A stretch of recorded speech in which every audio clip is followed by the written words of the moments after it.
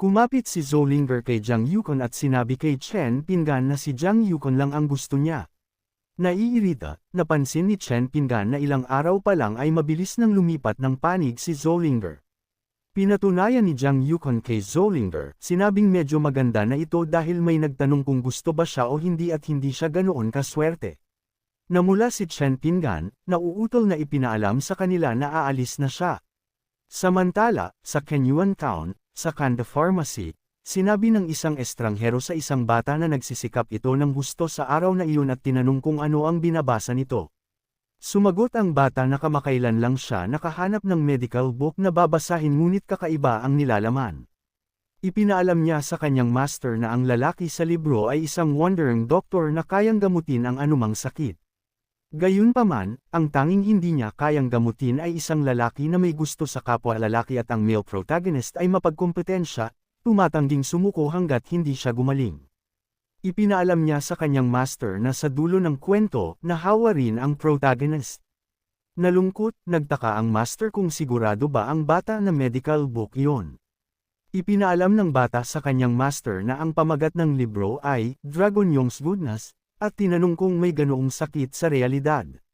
Sumagot ang master na may mga talaan tungkol sa sakit at maaaring nasa paligid lang sila, na nagpapatunay na mahirap itong harapin. Dumating si Chen Pingan at binati ang master, nagtatanong kung paano ang kanilang negosyo kamakailan. Nagulat ang master, nagtaka kung may sakit ba si Chen Pingan. Naisip ni Chen Pingan na kung hindi niya alam na doktor siya, magagalit na siya. Ipinaalam niya sa master na dumating lang siya para makipag-usap sa kanya at tinanong ang master kung gusto niya siya. Sinabi ng master kay Chen Pingan na gusto niya siya dahil handang tumulong si Chen Pingan sa mga tao sa bayan at mabait sa iba. Napagtanto niya ang librong binasa ng bata at tinanong si Chen Pingan kung disenteng gusto ang ibig niyang sabihin. Gumanti si Chen Pingan na medyo disente. Umurong ang master at ipinaalam kay Chen Pingan na hindi lang siya may sakit kundi may kakaiba rin siyang panlasa. Tumakbo ang master na pinapamahalaan ang kanyang disciple kay Chen Pingan. Nagulat, naisip ni Chen Pingan na gusto lang niyang kumita ng points at nagtaka kung anong iniisip ng matandang lalaki. Lumingon si Chen Pingan sa bata at naisip na bata pa ito at hindi dapat magkaroon ng kakaibang ideya. Tinanong niya ang bata kung gusto niya siya. Takot na takot, hiniling ng bata kay Chen Pingan na huwag lumapit sa kanya. Tumakbo ang bata at sinabi kay Chen Pingan na hindi siya mahuhulog sa kanyang panlilinlang. Nagulat si Chen Pingan sa nangyari. Pagkatapos, lumabas ang isang mensahe ng system na nagsasaad na kumpleto na ang paghahanda para sa ikalawang level. Samantala, sa Deng Kingdom, nagtagumpay ang paglipat ni Chen Pingan. Nakaramdam ng kawalan ng pag-asa at gustong mamatay, hindi lamang siya nabigo na makita ang kanyang mga points kundi siya rin ay hindi naintindihan sa isang kakaibang direksyon. Nagtaka siya kung paano siya makakabalik sa bayan. Nagsimula siyang maniwala na baka niloko siya ng system.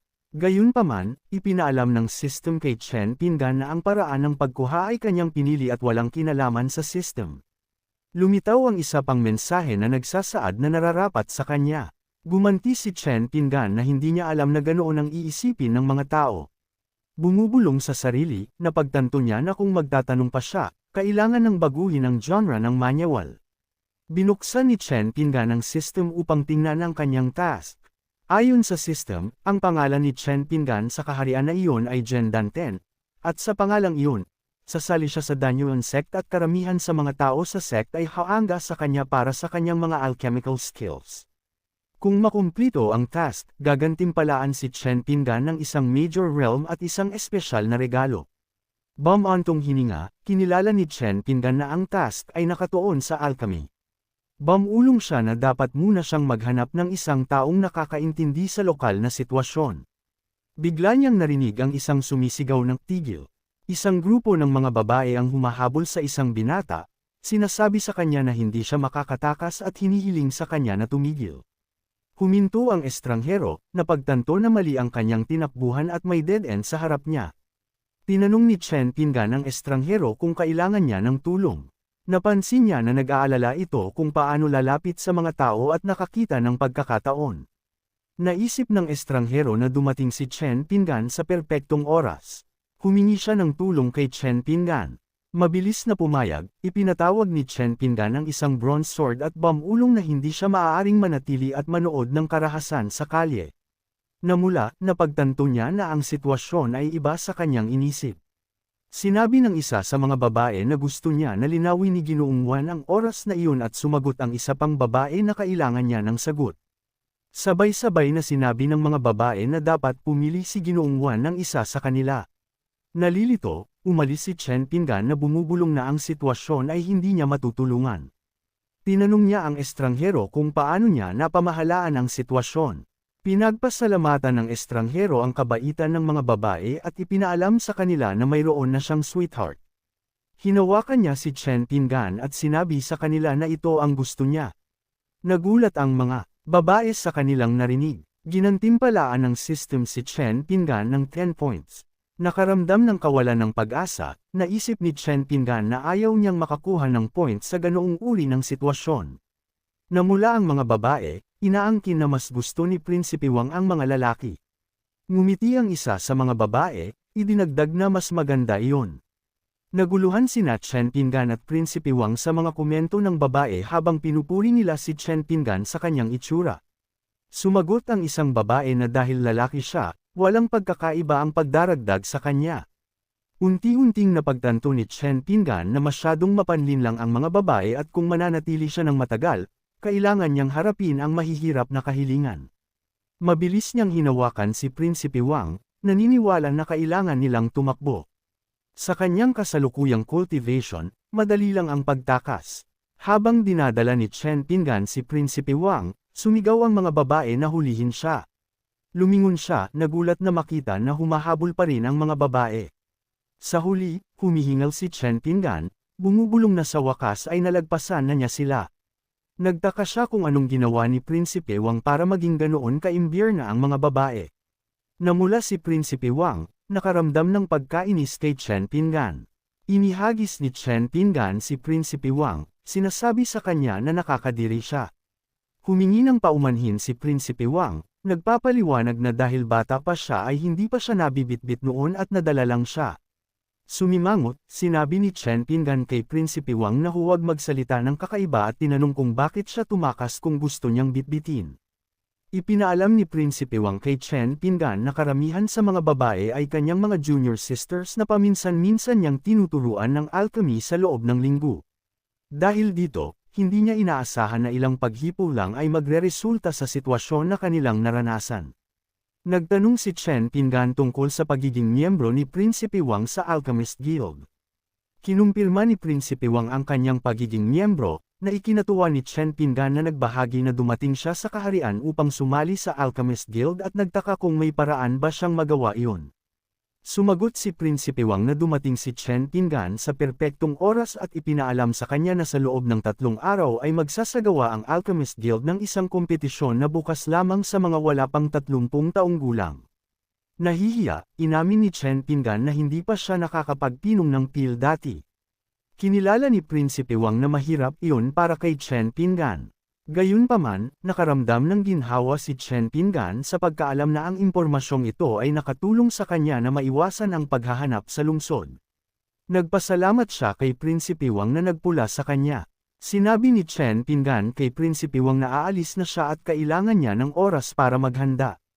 Hiniling ni Prinsipe Wang kay Chen Pingan na maghintay, inilalabas na mayroon siyang paraan para makasali siya sa guild ng direkta ngunit kailangan niya ng tulong ni Chen Pingan sa isang bagay. Mausisa, tinanong ni Chen Pingan kung anong uri ng tulong ang kailangan niya. Namula si Prinsipe Wang, ipinaliwanag na inihanda ng kanyang pamilya ang kasal para sa kanya at hindi niya sila kayang tanggihan. Hiniling niya kay Chen Pingan na magpanggap tulad ng ginawa niya sa Eskinita. Nagulat si Chen Pingan, naalala na hindi gusto ni Prinsipe Wang ang mga lalaki kaya mabilis siyang tumakbo at nagpaalam. Bumulong si Prinsipe Wang na dapat ay ipinaliwanag niya na siya ay isang babae. Naalala ni Prinsipe Wang ang babaeng may mahabang buhok na umaabot sa baywang at payat at kaaya-aya. Gayunpaman, dahil sa isang aksidente sa pagpipino ng pil noong nakaraang taon, nasunog ang kanyang buhok. Pinili niyang panatilihing lihim ito. Ayaw niyang kumalat ang balita ng kahihiyan na iyon. Isang araw, tinawag siya ng isang babae na ginuungwan at nagpahayag ng kanyang pasasalamat sa paggabay sa kanya sa cultivation. Sa pagkagulat ng babae, inamin niya na gusto niya siya at inilabas na siya ay isang babae. Umiyak ang babae, bumubulong na tinatanggihan siya sa ganoong dahilan at humingi ng paumanhin sa paggambala sa kanya. Pagkatapos, nakatanggap siya ng mga sulat pag-ibig na nakapangalan kay Ginoong Juan. Pagkaraan ng ilang sandali, galit na galit siyang bumangga sa isang punong kahoy na walang laman. Galit na sila rin ay mga babae na naghahanap ng relasyon sa isang gwapong lalaki. Samantala, humihingal si Chen Pinggan at bamulong na at least hindi sila naabutan, iniisip na nakakatakot ang mundo. Nakaramdam ng ginhawa, nakakuha siya ng impormasyon tungkol sa bansa at isang paraan upang sumali sa Danyuan sect. Bamulong siya na susubukan niyang magpino dahil inihanda na niya ang mga materyales ngunit hindi pa niya nasusubukan ang pagpipino dati. Napagtanto ni Chen Pinggan na wala siyang lugar para sa isang peel furnace at isang kalan at naisip na dapat nanalo si Elder Gong sa bagong sect. Hiniling niya sa system na ibalik siya. Pagkalipas ng ilang sandali, dumating si Chen Pinggan sa bagong sect at nagtaka kung nagkamali ba siya ng lugar. Sa kanyang pagkagulat, nakita niya ang maraming tao na nagtitipon sa gate ng Peace Sect. Isang binata ang galit na galit, bumubulong na maghapon na siyang naghihintay kay Mir Angsu na lumabas at ideklara na siya ay isang Imperial Prince, idinagdag na masyadong nakakainis ang sect. Isa sa mga estranghero ang pumansin sa kanya, sinasabing dapat nahihiya ang Imperial Prince at maaari siyang umalis kung ayaw niyang maghintay. Napansin ng Imperial Prince ang prinsipe at prinsesa ng pinakamakapangyarihang imperyo na lumalapit. Naisip ni Jen Langgo na sa status o sa lakas, hindi nila maaabot ang kalahati ng kanyang level at nagtaka kung paano nila mahahabol si Murang Su. Binati ni Chen Pinggan si Jen Langsu. Ngumiti si Jen Langgo ng nakakatakot, iniisip na naglakas loob na lumapit sa kanya ang isang taga-baryo at sila ay grupo lang ng mga small fry. Binalaan ni Jen Zia si Jen Langsu na panatilihin ang kanyang ngiti dahil bastos ito. Nagngingit-ngit, sinabi ni Jen Zia kay Jen Langsu na hindi madali ang pakikipag-ugnayan kay Mir Angsu at pinapaalalahanan siya na kailangan niyang pigilan ang kanyang sarili ng kaunti. Tumango si Jen Langgu sa pagpayag. Tinanong ni Chen Pinggan si Jen Langsu kung mga kaibigan ba sila ni Mir Angsu at nagtaka kung papasok din sila sa sect. Sumigaw si Jen Langgo kay Chen Pinggan, iginiit na hindi niya ito pakialam. Galit na galit, sinuntok ni Jen Zia si Jen Langsu at sinabi sa kanya na magsalita ng maayos. Pagkatapos, humingi siya ng paumanhin kay Chen Pinggan, nagpapaliwanag na hindi ininom ng kanyang kapatid ang kanyang gamot sa araw na iyon at binanggit na kaibigan siya ni Mir Angsu. Ipinaalam ni Chen Pinggan sa kanila na susunduan niya ang isang tao upang buksan ang mga gate at inanyayahan silang pumasok ng magkasama. Mausisa, nagtaka si Jen Langgo kung baka may mataas na status si Chen Pinggan at may espesyal na paraan upang makipag-ugnayan sa isang tao sa loob ng sect. Gayunpaman, sumigaw lang si Chen Pinggan, tinawag si Lolo Mirang at Mir Angsu, nagtatanong kung mayroon bang tao sa loob. Sa puntong ito, nagsimulang maghinala si Jen Langsu na maaaring medyo hanggal si Chen Pinggan. Ipinaalam ng Imperial Prince kay Chen Pinggan na bago pa lang siya at hindi niya mapapalabas si Mir Angsu kahit sumigaw siya. Di inaasahan, lumabas si Mir Angsu upang batiin si Chen Pinggan nang bumukas ang gate. Namula ang Imperial Prince, hindi makapaniwala na nagawa ni Chen Pinggan na ilabas si Mir Angsu.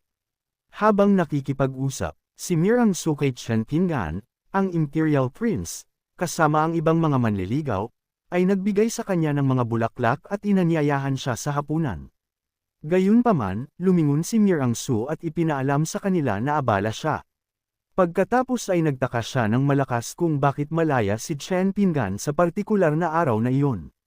Bilang tugon, ipinaliwanag ni Chen Pinggan na matagal na rin silang hindi nagkikita at nagpasya lang siyang mamasyal. Nauuto, ibinunyag ni Jen Zia kay Mir Angsu na siya at ang kanyang kapatid ay sadyang dumating upang makipagkita sa kanya. Kinilala si Zia, ipinaalam ni Mir Angsu sa kanya na wala siyang oras na samahan sila ngunit may magpapakita sa kanila sa huli. Parehong tinanggihan ang magkapatid, na nagdulot ng kanilang kalungkutan. Masigla, nagtanong si Mir Angsu kung anong ginagawa ni Chen Pinggan doon. Ipinaalam ni Chen Pinggan sa kanya na dumating lang siya para magsanay ng alchemy at nagtaka kung may alchemy room ang sect. Sinabi ni Murang Su kay Chen Pingan na mayroon silang isa at kailangan niyang gumamit ng voice transmission upang tawagan ang kanyang lolo pabalik. Gayunpaman, sumagot si Chen Pingan na hindi na kailangan na abalahin si Lolo Murang at hiniling sa kanya na dalhin siya sa alchemy room upang makapagsimula siyang magsanay ng alchemy. Si Murang Su, na tumanggi sa maraming Imperial Prince, nagulat si Jen Langgo sa kanyang sigasig para kay Chen Pingan. Nag-isip si Jen ang Langsu na gusto ni Mirang Su ang alchemy at si Chen Pingan ay sadyang napakatalino sa larangan. Kahit na si Chen Pingan ay nasa Nent Soul Realm Cultivation, nagtaka si Jen Langsu kung kaya niyang magpino ng isang 5th grade elixir. Like, comment, share, and subscribe naman dyan mga ito go. Maraming salamat po.